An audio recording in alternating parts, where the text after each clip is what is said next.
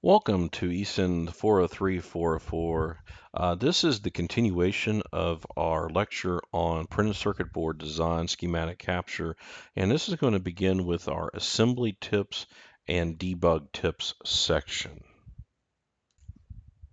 Assembly tips. So here we're going to talk about, you have a printed circuit board, now what? So how do we assemble this? Well, again, take your time. You do not want to rush the assembly. Please do not rush the assembly. If you rush, you're going to run into problems. You're going to make poor solder joints, and you're going to end up spending more time dealing with your assembly than you actually are dealing with design issues. Because again, there are design level problems, there are component level problems, and then there's assembly level problems, and then there's system level, truly once it's all integrated. At this point in time, we're trying to catch the design level problems. You made an error in design. Hopefully we caught that in simulations and review, but you will have assembly and component level issues. So hopefully component level issues don't occur. That means the bad part. The part got fried. We fill in the blank, right? Well, you can't avoid those. Those occasionally happen, but statistically speaking, those are rare. I mean, you wouldn't be buying a microcontroller if every other microcontroller was bad. You'd avoid that part. So statistically speaking, the chip is probably good. Now, you may have cooked it up wrong. That would be a design level issue. Hopefully you avoided that by simulating it or verifying it very thoroughly in design, looking at data sheets, etc. So statistically speaking, if that's gone through a design review, that should be low. Now, assembly level, if you hand assembled a board, yeah, I tend to always lean towards that. I pull out whenever I have a student come up with an issue with a circuit board. I usually head over to the microscope and take a look at the board. And I'm not poking at y'all, but I mean, quite frankly, you're not professional assemblers. I don't expect you to be, that you're not being trained as such. You haven't go through JDEC certification for assembly. You haven't been soldering boards for 20 years, so I don't expect you to be the professional hand solderer. Um, as such, reality is that odds are, if you have something going wrong with your board, it may be an assembly issue. So you're going to look for cold solder joints, things like that. So again, take your time. Don't rush the assembly, because if you rush, you're likely to make a poor solder joint, and you're going to end up debugging your board, pulling your hair out, putting hours upon hours. So you're going to pay for that time somewhere. I would rather you pay for it by not rushing. Excuse me. Practice soldering a practice board, similar with practicing with a little test circuit board for doing the placement. You can actually go on Amazon for like $5, $10. You can buy a little box of practice circuits for both surface mount and through hole. Actually, I've got several kits I keep here just to give students occasionally. Just literally, get a soldering iron. They're cheap. You can actually get a really good soldering iron for like under $50, a really decent one. You can get a practice board and just solder there. Just learn to solder with that, and not on your board. Don't let your board be the first board you solder. And then when you actually get to soldering, start with all the surface mount ICs first. Start with all the QFNs, which are very difficult. I'll be flat to admit that. There are various YouTube videos on QFNs. In fact, please YouTube this. How to solder QFNs. So, Google that on YouTube. Type in that phrase. You'll be amazed what you get, and it actually shows you various techniques for doing it. I've actually used some of those techniques, and they work. Usually you do need a hot air gun, so if it shows using hot air reflow, a little instrument, those are usually maybe about $50 to $100 for a good knockoff brand, not a high end brand, but I have one of those. They work. They're not a bad price. You go through all your ICs, and then you go into your surface mount devices like your capacitors, resistors, and things like that are surface mount. So you kind of start with the nasty parts first. Everyone thinks they're nasty. The big chips, the 100-pin thin quad flat packs, all that kind of stuff. Um, and then you get into the capacitor. Then you finally will navigate to the through hole parts. Those are the last parts you solder on. The big connectors, the ones that are very easy to solder, those are the last parts you put on the board. And the reason you do that is because those are the parts that you're going to have to fight around for putting the small parts on. So you start with the hard parts first, and then you eventually go to the through holes.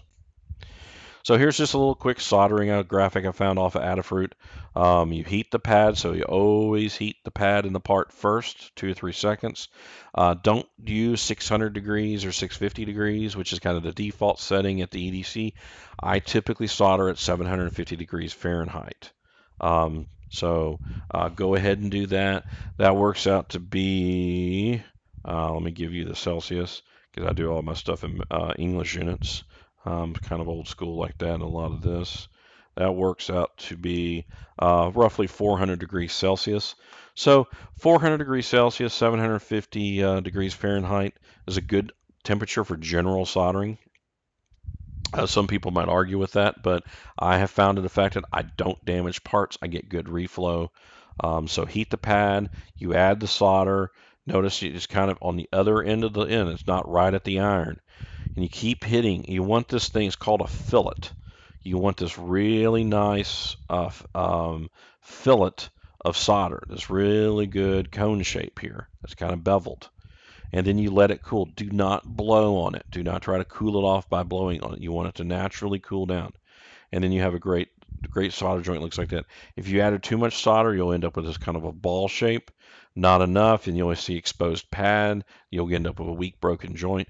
If you end up with something that looks like this is called a cold solder joint. This causes, in other words, really what's happening is this is not even connected to the pad because you used too low a temperature or did not do a heating of the pad. This is real common. So these two right here are very common. It'll still work. It's just kind of not right. This right here is probably the most common thing I see. Too much heat, you burn the actual FR4. Doesn't happen too often, but it does happen. So kind of, don't keep heating and heating and heating. Eventually you will burn the board.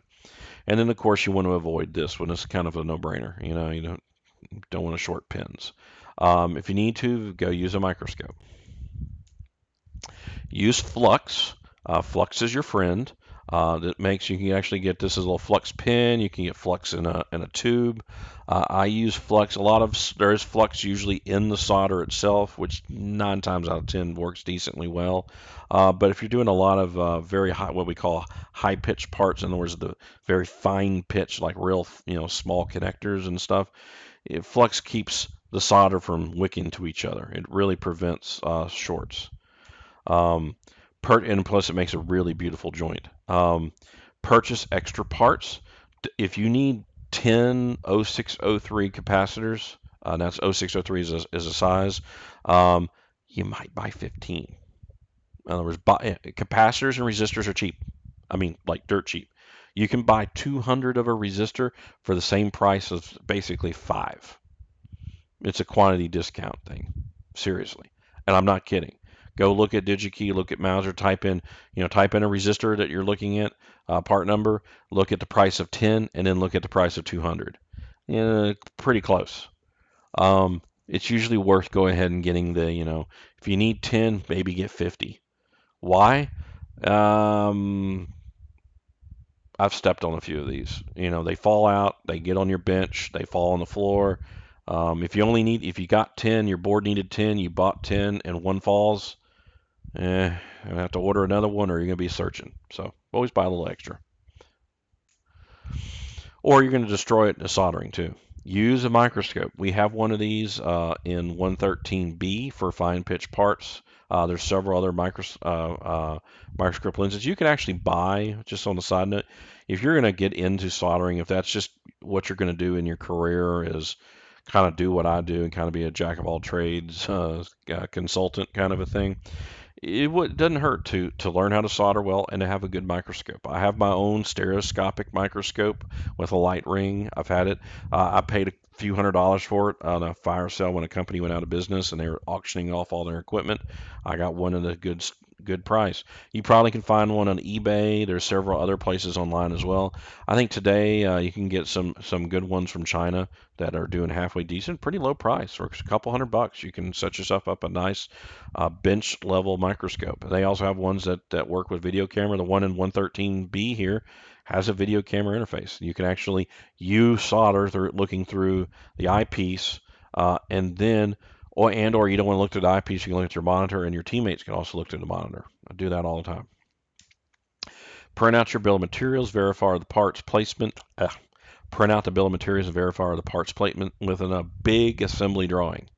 I actually have don't use it as often as I used to, but when I do hand solder, because I do a lot of assembler solder now, I use a lot of companies.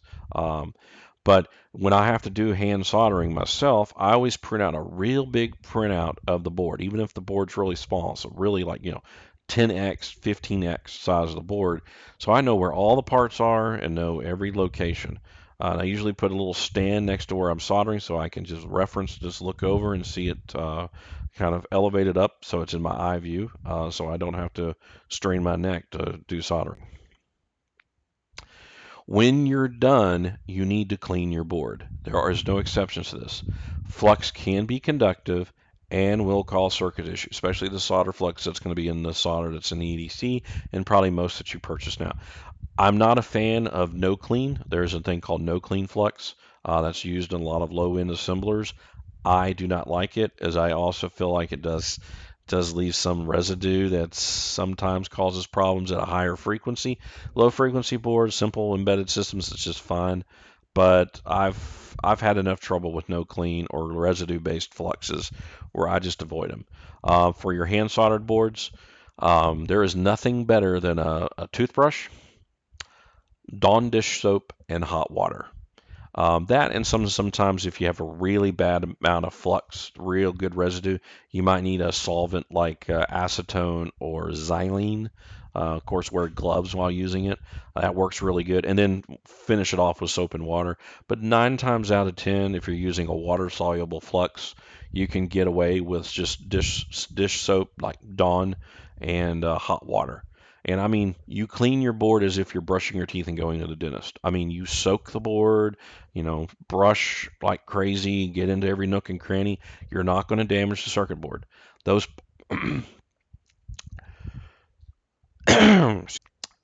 swallowed a fly, it feels like.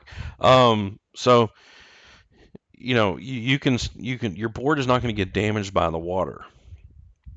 So, because it's not energized. So you clean it really good, and then you take. I use a hot air gun, but you can use, and at a pretty reasonable setting.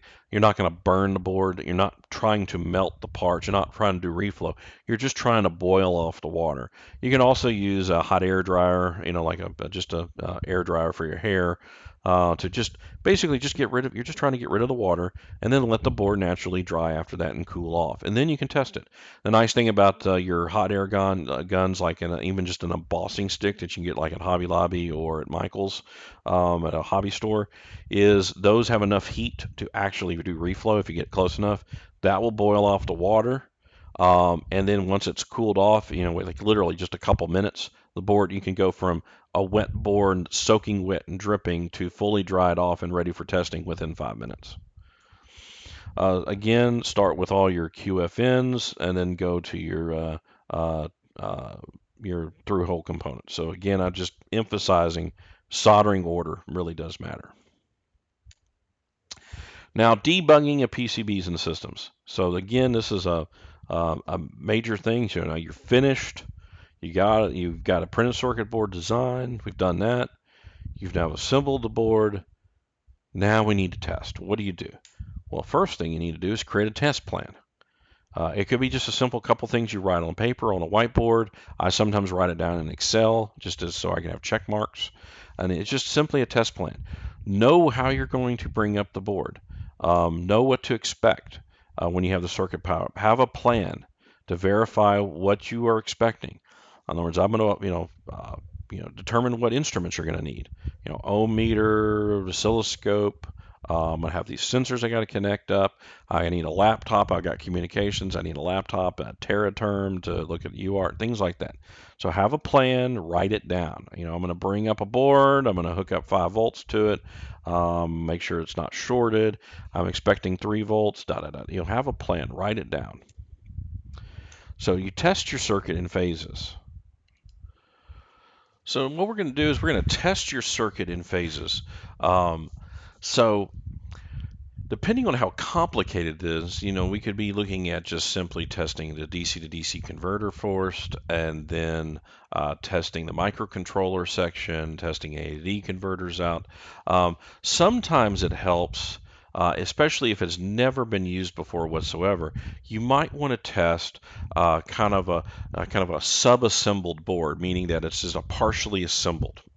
For instance, if you have a complicated power system, which I have actually done, where you have all sorts of DC to DC converters, I will sometimes hand assemble instead of getting professionally assembled. I'll hand assemble the board, just the power system, leave all the other components off, and that's going to be kind of a sacrificial lamb, so to speak. It's just that is the whole purpose of this board, because sometimes coming back and adding some of the other parts might be a little complicated because I've added some very large components to the power subsystem, and I only focus on that and just assemble and test that and do that because if I don't have the power supply correct, I might end up blowing a chip. And as you can see here, this chip here, right here, is blown. It's blew right through the epoxy of the IC and let the magic out. And magic is stinky, by the way. My wife can tell me when she walks into my lab sometimes, and I've let the magic out. She says, "Up, you've done it again." And I, yeah, I have. It's very obvious when you do this. So I didn't get the nickname Smoking Trace for no reason on the project I worked on many, many years ago. So definitely test your board in phases by doing that. Now, if you've got something where the DC to DC converter works, which nowadays a lot of the designs I use is the same DC to DC circuits a lot of the times, and I trust that, hey, I'm going to hook the power up, it's going to work. I don't, as long as there's not a short on the board, I usually check that with an ohm meter. I know it's going to power up and be 3.3 volts. So I'm not too concerned about that unless there was an assembly error. So I'll go ahead and get the whole board assembled and just kind of gamble it's going to work. If you're unsure, do a test board, check the power, and then build the rest of the circuit. For each part, you want to test each part of your circuit in a modular way. For instance, you check the sensor inputs separately. If you've got signals coming in from like a pressure transducer or a temperature sensor, check that all the way through until maybe it gets to the microcontroller. You can actually verify that those signals are coming in and voltage makes sense. They're getting amplified to the correct voltages. You can do that. Verify control of each output signal. That is a very useful thing to do. Basically, if I'm turning on and off, say, a relay or something, what happens there? It's kind of out of order here. Verify all the voltage levels are correct and are free of noise. Again, on the DC, am I getting 3.3 volts? Yes. Is it 3.3 volts, like 3.3.0, or is it 3 something? And what is the level of noise? Do I have a 100 millivolt ripple at 60 hertz, or do I have 3.3 volts solid? Maybe 10 millivolts of small random noise, or if I look at on my oscilloscope, I see, those things do matter. Yeah, digital circuit, probably not as much, but if you're doing some analog control or analog feedback on something, yeah, it does add up. So this does come in. If you're doing an amplifier type circuit, which we actually have one of those in 404 right now, just an audiophile kind of a, really needs to be high quality. We're not talking like just, kind of distortion is okay, but where distortion is a problem, then you want to really make sure that you're using quality components and you've got, good quality signals that the analog does meet specs. You need to check the communications channels. Again, if you're using UARTs and things like that, you got RX, TX, and ground, and you can verify all this with your oscilloscope. So it's very do that. And of course, eventually, then you're going to have the microcontroller. You're going to do things like Hello World and output data out of there. You can look on Teraterm. So there's all sorts of ways to do that. Debugging tools. Learn your test equipment. This right here is a picture of the oscilloscope that I personally own. This will never cross the doors of the campus because I do not want to ever see it destroyed.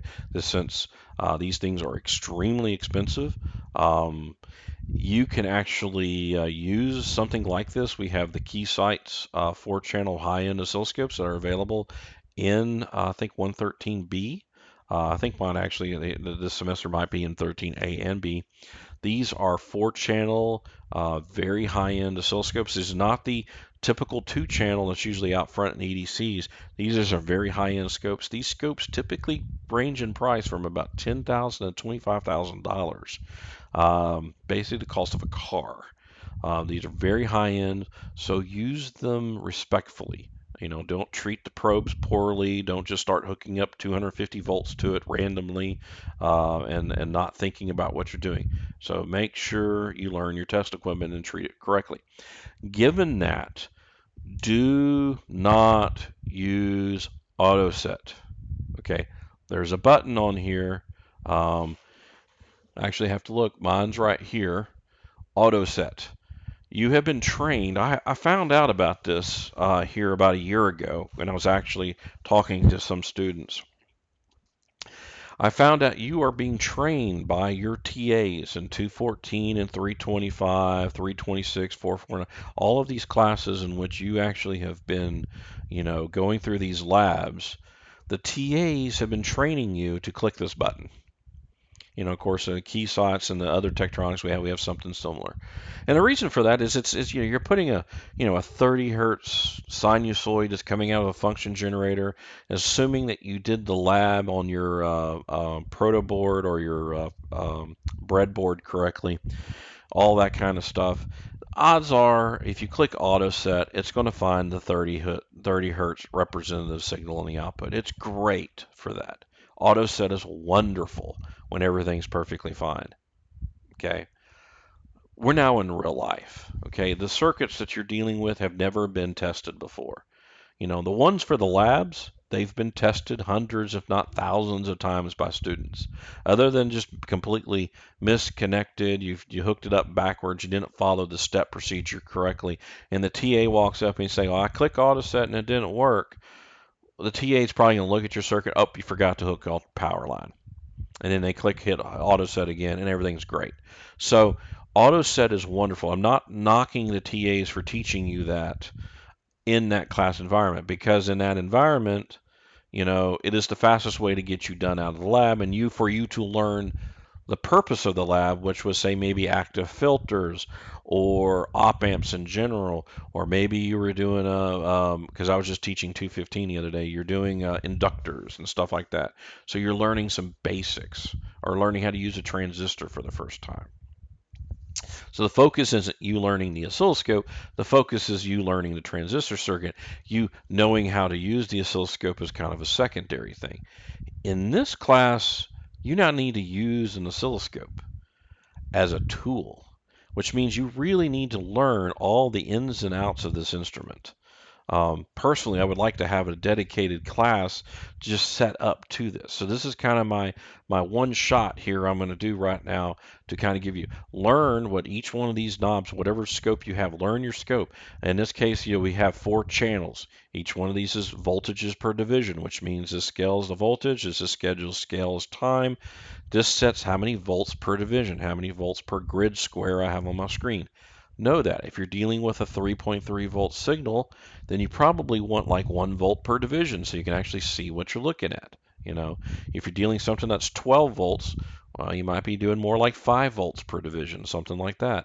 So know, in other words, don't use auto set, but know the signal you're going for. Because what happens with auto set, this is why I harp on this. Like I said, I know you've been trained on this. The problem is now you bring it into this class in which you're taking it and hooking up to a board that's never been tested before, and you have in your mind the expected signal. And so you click this button, and the expected output is the scope looks at all the channels, it tries to find a signal, and then adjusts the settings to match it. Well, there is one signal that is always present, and that's called noise. And there's one source of noise that is very prominent, especially in the EDC, and that's called fluorescent and mercury lighting, depending on the lighting that we have specifically.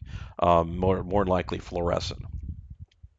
Fluorescent lighting produces a lot of EMI, electromagnetic interference, in the air because it's high voltage arc, it's basically a plasma gas in a tube. And so there's a ballast, a transformer producing a high voltage to create this plasma. Well, that 60 hertz being broadcast in your general area is being received by your good old oscilloscope. And so I tell a story. A few years ago, I was teaching this class. I had an instrument I was trying to, still do, make someone make me a very good arbitrary waveform generator. Simple concept. Have I have a team working on it right now. I've had a team yet to really do a good one. And the emphasis there is on quality, by the way, not just, because the concept is simple. So anyway, I had a team working on this about 3 years ago, and they were having a hard time getting going. So yeah, the whole semester was a bunch of procrastination. It just wasn't working. So this is close to the end of the semester, which in this case with 404 was in the end around Thanksgiving. And they call up my office and say, Professor, it's great news. We finally got an AC sinusoid on the screen. We're generating a sinusoid. And I about dropped the phone. I was so happy for them because they've been struggling all semester. And I'm like, great, they finally got it. So I run over to the EDC. It was the first semester we're actually in the EDC, which Zachary was just open. I go in there and I can see across the room entering the doors. I can see their bench. I can see the oscilloscope, and I saw a waveform on the screen, and it was a sinusoid. And I was so excited. I was like, oh man, all right, they did it. They really are generating an ADC, or a DAC, computer generated sinusoid. Cool. I walk up, and as soon as I got to the bench, I looked at the millivolts per division on the screen. I looked at the settings. It kind of was like, AC coupled, blah, blah. I literally was red because my eyes automatically darted down and my heart sunk because I knew what happened. They clicked auto set and they found 60 hertz sinusoid from the air. And after a few hard questions later, they finally admitted that, well, we think we're creating the signal, but we clicked this button and we got the signal. This is it, right? This is it.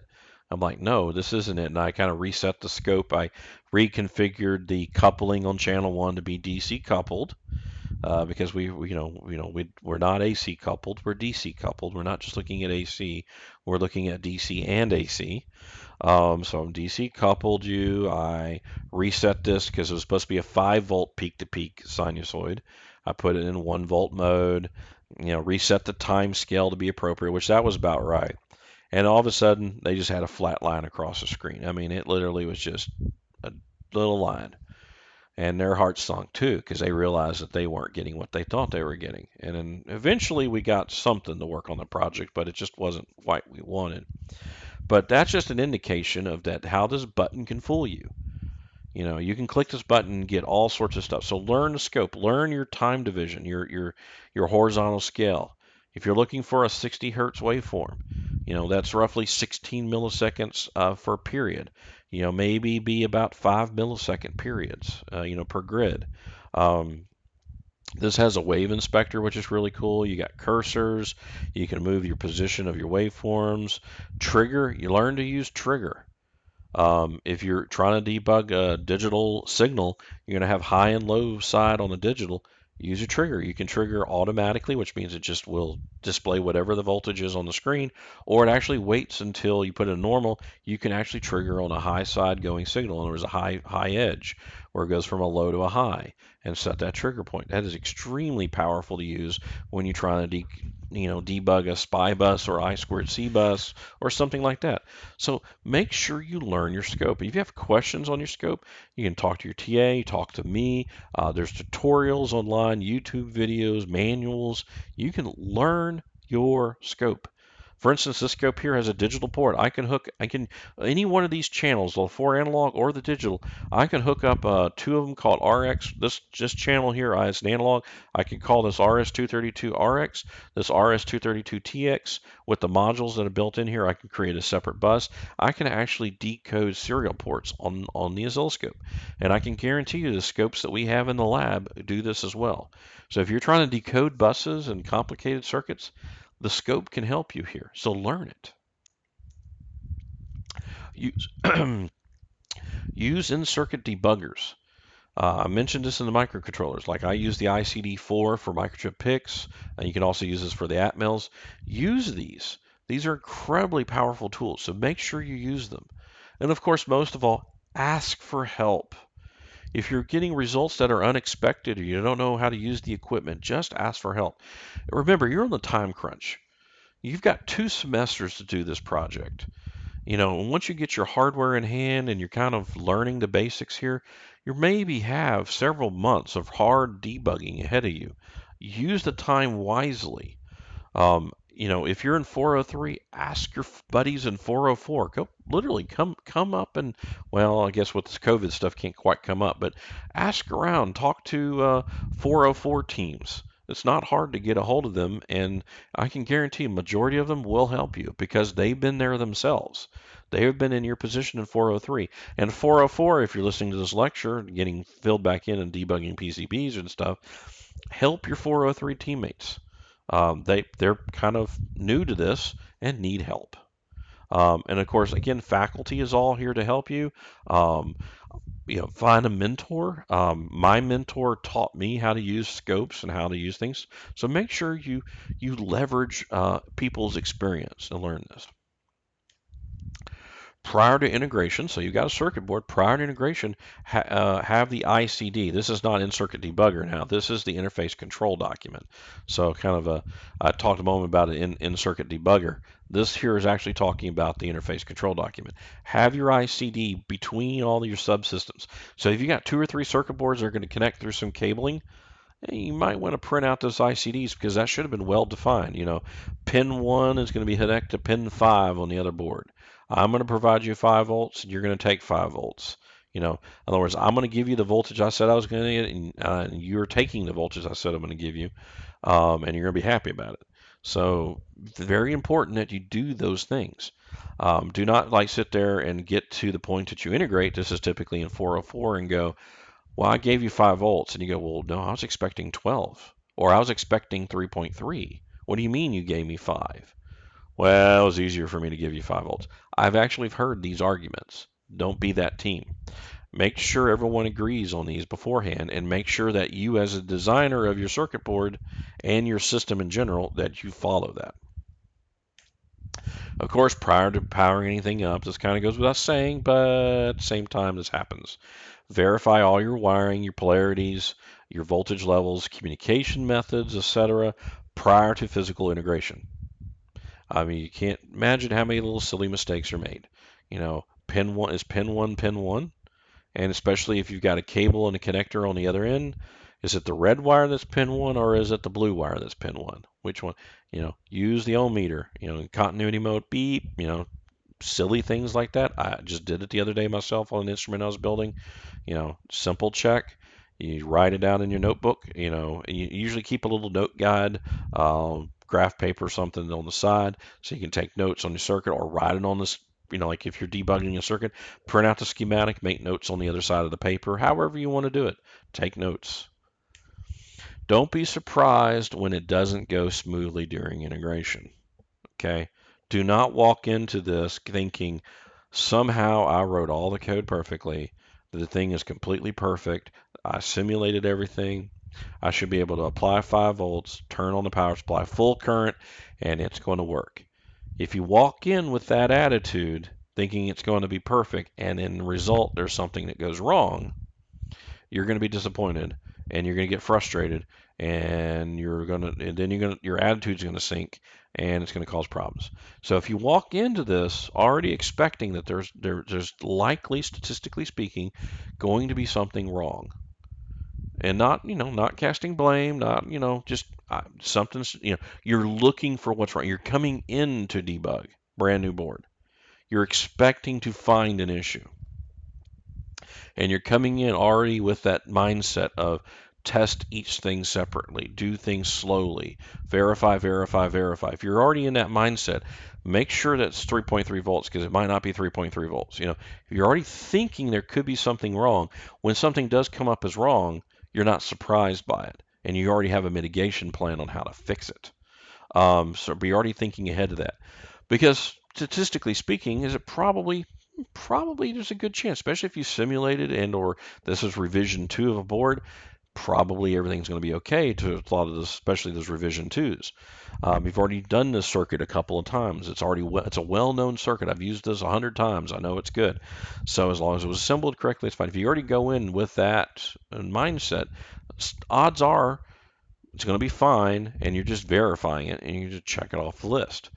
And then you'll eventually get to something new that's kind of unique, and you go, oh, yeah, that didn't quite work what I thought. Why is this not working? Up, there it is. I I put I assumed the wrong 2 pins. I literally did this one the other day. I was trying to figure out why a processor wouldn't program. Foolish me, did not read the data sheet correctly. I thought pins B4 and B5 were the programming pins because that's statistically normally what it is, and they turned out to be a different set of pins. I had to do a little quick blue wire and a solder jump. Boom, problem solved. But for a moment, I was a little frustrated because it's like this should work. It should just power right up, right? I was not taking my own advice here. I assumed that it would just program. Now, I kind of also went into this, I'm testing each stage, so I assumed it was going to program because statistically speaking, it should have. Um, I didn't get too frustrated because when it didn't program, I started scratching my head going, what's happening? Something's not right. And then I went back to the basics. I got power, check. Okay, is everything connected correctly? Power, ground, master clear, yes. When we go look at data and clock, and I'm like, okay, I got data and clock. I've got signals here. It's connected from the programmer correctly. Let me check the pin out of the microcontroller, and then lo and behold, wrong 2 pins. It happens. All right, so last thing here is always plan to, in your schedule, plenty of time for things to go wrong. I mean, something's likely to go wrong. If you're planning in your project to go ahead and come in perfectly fine, and I've got scheduled 2 days to bring up the board, and that's all I'm going to have in my schedule in the middle of all my tests, and I'm just going to assume it's going to work. Yeah, it's not. You know, if you go ahead and schedule plenty of time for problems, and especially things, maybe even possibly respinning your board, which occasionally happens. Um, Trust me, I make revisions on boards all the time. Usually they're minor tweaks. I move this connector a little bit, make it a little bit more mechanically better to assemble. Try to think, the assembly company will usually say, hey, can you kind of push this part over just a little bit. It's a little bit in the way with this other one. It makes it a little awkward for us to assemble. Almost every board has a revision or two for sure. Very rarely is the first board perfect. It rarely is. In fact, in my career of 20 some odd years now, 25 years, I probably could count on one hand how many boards that I had come right out of the first, like literally the prototype board without significant something, a blue wire of X, the blue wire. I just had this happen with a microcontroller the other day where I had the wrong 2 pins selected for the programming. So always schedule plenty of time to make these modifications. And always maybe plan ahead of time that you may respin the board if you got a lot of blue wires on it. In the end, like I said, care about your work. I mean, if you're gonna build this as a team, you don't want it to look like a bird's nest in the end. You want it to look like a pretty circuit board, well put together. Once you kind of prove some of these sub circuits, get the blue wires gone, respin the board, reassemble it, clean it really good. There you go, nice pretty board for your integration. In other words, please don't procrastinate. The common word for ECEN 403, 404 is the word procrastinate. This entire year for you for 403 and 404 is brought to you by the word procrastination, because procrastination will cost you in this class significantly, because it is very easy to not plan ahead in this class and find yourself behind on your project because you don't have the experience yet. You're gaining the experience now of running a project all the way through. And so if you think something's going to take only a couple of days and it ends up taking you 3 or 4 weeks to do, well, that causes all sorts of problems because if you push that debug step, in this case, way towards the end, and you just assume it's only going to take you a day or two to debug your board instead of taking the time early and planning ahead, then that's going to come back and bite you. So always plan to schedule plenty of time. I'm just going to harp on that. So again, if you have lots of any questions on printed circuit boards, debugging, scopes, anything whatsoever, please come talk to me in my office hours. You can also talk to any of the other faculty members, Kevin and Stavros. We have tons of experience dealing with this. Interface our TAs with a host of experience in dealing with this. So again, please just leverage our experience to help you. Have a wonderful day.